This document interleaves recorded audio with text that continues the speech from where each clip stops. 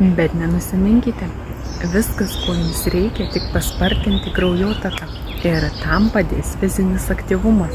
Taip, sportas padeda gaivinti kūno linijas, gerina sveikatą, suteikia energijos, taip pat tai yra priemonė nuo celiulito.